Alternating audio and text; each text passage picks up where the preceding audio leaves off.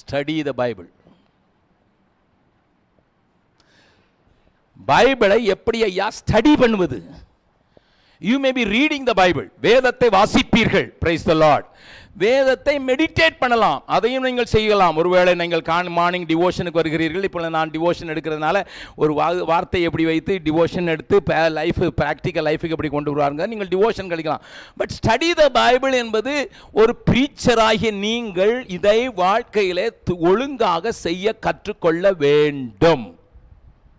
This is a very important lesson and this is very important. நான் எல்லாவற்றையும் விளக்கமாக சொல்ல முடியல, ஆனால் இது தெரிந்திருக்க வேண்டும் என்பதற்காக இந்த காம்பனண்ட்டை நான் உள்ள தள்ளுகிறேன். How to study the Bible. It is a very important learning. அது நான் வேத கலாசாலை சொல்லிக் கொடுக்கிறத காட்டிலும் கொஞ்சம் உங்களுக்கு பொதுவாக ஒரு காரியம் சொல்றேன். There are 5 simple methods to study the Bible. 5 விதமாக வேதத்தை கற்றுக்கொள்வதற்கு சிம்பிள் மெத்தடை சொல்லிக் கொடுக்குறேன். இன்னும் ஏராளமான மெத்தடுகளை இருக்கும், அதை பற்றி பேச வேண்டாம். ஆனால் நமக்கு ஸ்டடி பண்ணுறதுக்கு, பைபிளை ஸ்டடி பண்ணுறதுக்கு இதில் ஏதாவது ஒரு மெத்தடை ஒரு வருஷத்துக்கு ஃபாலோ பண்ணுங்க. At least 1 year follow this way. அதுக்காக இன்னைக்கு ப்ரீச்சிங்கை விட்டுட்டு இதெல்லாம் ஸ்டடி பண்ண பிறகு பாடுங்கன்னு சொல்லலை. But at least you start studying the Bible. என்ன? ஒன்று டெலஸ்கோபிக் மெத்தட். டெலஸ்கோபிக் மெத்தட் என்ன? எப்படி ஒரு டெலஸ்கோப் என்று சொல்லுகிற ஒரு காரியம் பெருசாக இருக்குது, அதுக்கு பிறகு சின்னதாகுது, அதுக்கு பிறகு சின்னதாகுது, அதுக்கு பிறகு சின்னதாகுது. இதைத்தான் டெலஸ்கோபிக் என்று சொல்கிறார்கள். டெலஸ்கோப்பில் ஒன்றுக்குள்ளே இதுக்கு பேர் டெலஸ்கோபிக். உதாரணமாக புரிந்து கொள்வதற்காக நான் சொல்கிறேன். ஒரு டெலஸ்கோப்பில் எப்படி நீங்கள் தூரத்தில் உள்ளதை பார்க்கிறீர்களோ அப்படி வேதத்தை எப்படி பார்க்கிறது? டெலஸ்கோபிக் மெத்தட் என்றால் எப்படி பார்க்கிறது? வேதாமத்தை முழு புஸ்தகமாக பார்க்கிறது, ஒரு பூமியை பார்ப்பது போல. வெளியே இருந்து நான் டெலஸ்கோப்பில் பூமியை பார்க்கிறேன். பூமி அதை இன்னும் நான் பிரிக்க வேண்டும் என்றால் தண்ணீர், நிலம். அப்போ வேதத்தை புதிய ஏற்பாடு, பழைய ஏற்பாடு. ஓகே, தண்ணீருடைய காரியங்கள் தனியா, நிலங்களுடைய தனியா, land and the water. Then I go further smaller. என்ன? லேண்டில் எத்தனை கண்டங்கள் இருக்கிறது? 6 கண்டங்கள் இருக்கிறது, 6 continents. Okay, then I go further. how many countries in one continent? ஐரோப்பா என்கிற அந்த கான்டினென்ட்ல எத்தனை தேசங்கள் இருக்கிறது? then I go into a state. எத்தனை ஸ்டேட் இருக்கிறது, எத்தனை ஸ்டேட் இருக்கிறது, எத்தனை பஞ்சாயத்து இருக்கிறது. இப்படியாக நான் பெரிய அளவிலிருந்து கொஞ்சம் கொஞ்சமாய் சுருக்கி கொண்டே போவது போல வேதத்தை டெலஸ்கோபிக் மெத்தடில் படிக்கலாம். எப்படி படிக்கலாம்? புதிய ஏற்பாடு, பழைய ஏற்பாடு. பைபிள் என்பது ஒரு லைப்ரரி. அப்ப அங்கே 5 விதமான காரியங்கள் பழைய ஏற்பாட்டிலும் வைக்கப்பட்டிருக்கு, புதிய ஏற்பாட்டிலும் வைக்கப்பட்டிருக்கிறது. முதல் புஸ்தகங்கள் மோசேயின் புஸ்தகங்கள், அதற்கு பிறகு ஹிஸ்டரி புக்ஸ், அது சரித்திர புஸ்தகங்கள், அதுக்கு பிறகு பொயட்ரி புக்ஸ், அதுக்கு பிறகு மேஜர் ப்ராஃபட்ஸ், அதுக்கு பிறகு மைனர் ப்ராஃபட்ஸ். 5 விதமான காரியங்கள் இங்கே அடக்கப்பட்டிருக்கின்றன.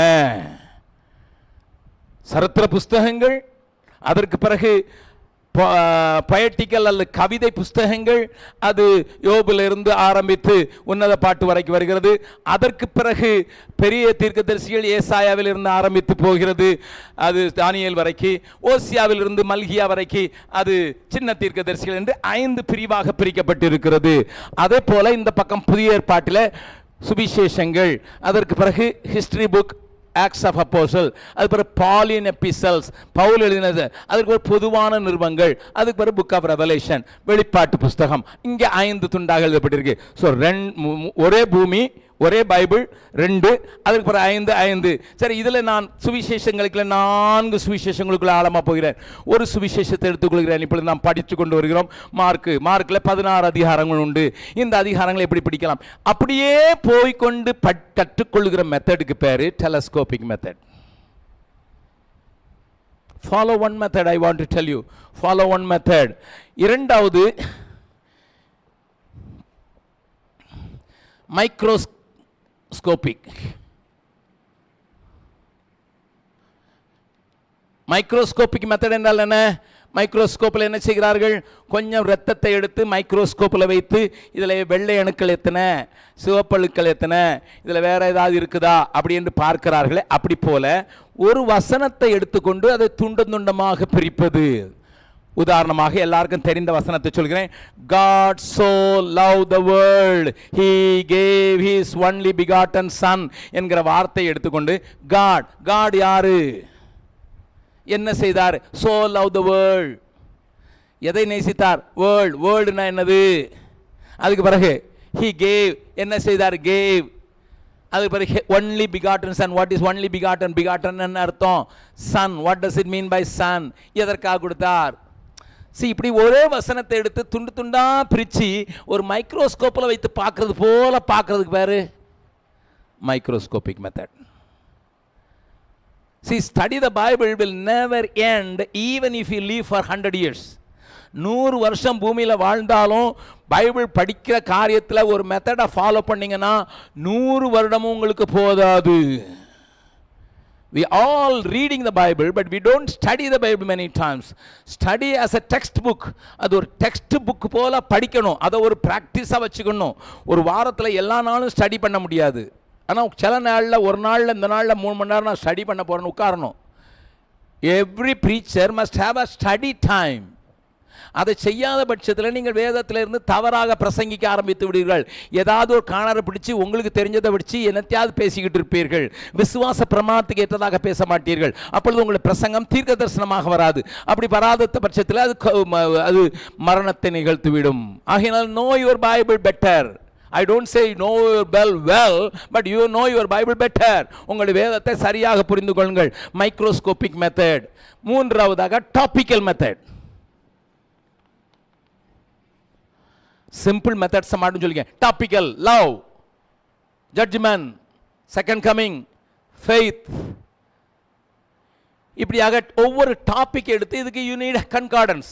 அதற்கு கன்கார்டன்ஸ் வேணும். லவ் பற்றி என்னெல்லாம் போட்டிருக்குன்னு பாருங்க. அதெல்லாம் போட்டு பார்த்தீங்கன்னா ஒரு நாள், ஒரு வாரம்ல, ஒரு மாதம் லவ் பற்றி பேசுறீங்கன்னா நீங்கள் you will gather such a big material on love. Missionary challenge பற்றிலாம் என்னெல்லாம் போட்டுருக்குன்னு பாருங்க. அல்லது ஒரு அப்போஸ்டல் பற்றி என்னெல்லாம் போட்டுருக்குன்னு பாருங்க. Prophecy. Take one topic and go along. read, search and search with the help of a concordance. இதனால தான் நான் சொன்னேன் knowing. இது நீங்க ரெவலேஷனுக்கு காத்திருந்து எனக்கு வெளிப்படுத்த ஆண்டவரேன்னு உட்கார்ந்தா ஒன்றும் வெளிப்படாது. நீங்க you have to spend your time, you must labor. நீங்கள் இதற்கு செலவு பண்ணியாக வேண்டும், இதற்கு லேபர் பண்ணியாக வேண்டும். இல்லை என்றால் இது நடக்காது. அடுத்தாற் போல நான்காவதாக அனாலிட்டிக்கல் ஸ்டடீஸ்.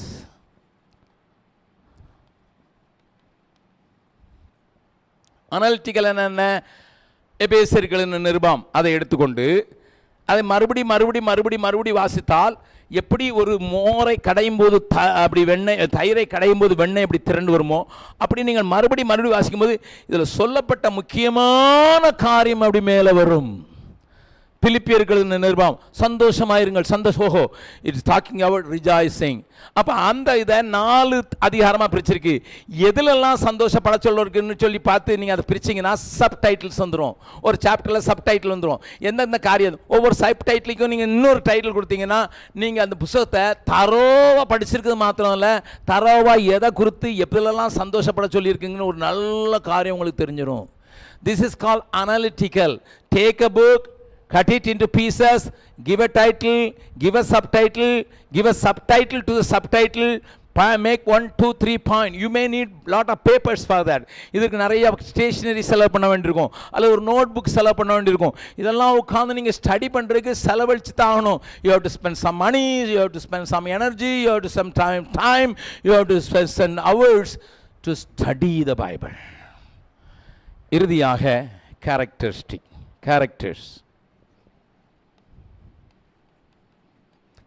ஸ்டடி.